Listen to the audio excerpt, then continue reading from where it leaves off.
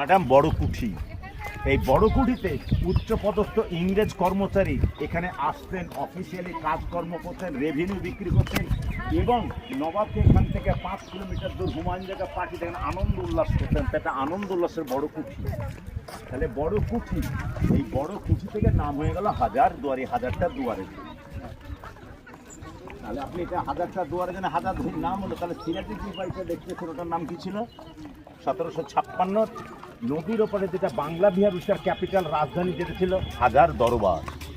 তাহলে 1756 হাজার দরবার দেখতে এসেছেন, দেখে গেলেন 1829 হাজার দর বাই ব্রিটিশ ইংরেজ। তাহলে সিরাজের সঙ্গে কোনো সম্পর্ক নেই, এই বাড়িটা সিরাজের নয়।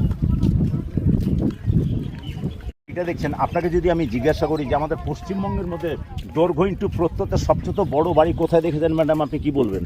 পশ্চিমবঙ্গের মধ্যে আপনার চোখের সামনে যেটা দেখতে পাচ্ছেন সাদাটা, বারা ইমাম।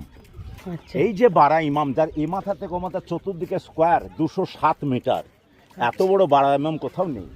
তো এই যে বারা ইমাম কোন উপলক্ষে খোলা থাকে? আপনারা জানেন মুসলিমদের একটা মাস আসে যেটার নাম হচ্ছে মহরম, ছুটি থাকে। এই মাসটা চলছে মহরম। এই মহরম মাসে আপনারা যে কোনো পার্বণ দেবদেবীকে পুজো শুরু অর্চনা করতে গেলে তিথি দিয়ে করেন, মুসলমানরা চাঁদ ধরে করে। তো মহরম মাসে যে চাঁদ ওঠে 1 তারিখ থেকে 9 তারিখ, এই বাড়িটা হিন্দু, খ্রিস্টান, বৌদ্ধ, জৈন প্রত্যেকের জন্য 9 দিন খোলা থাকবে। ওই মানুষ এখানে ঢুকবে, থাকবে, খাবার খাবে এবং যার যেটা মনের মনস্কামনা পূর্ণ করবে। বাকি 355 দিন এটা ক্লোজ, খুলবে।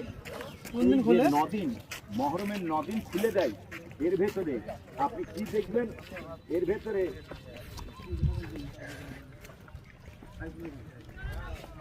তো আমাদের যে গাইড আছেন, গাইড কিন্তু সুন্দরভাবে গাইড করে সমস্ত কিছু প্রেজেন্টেশন করছেন এবং সমস্ত কিছু সম্বন্ধে খুব ভালো করে বুঝিয়ে দিচ্ছেন। আমরা সেটার ভিডিওগুলো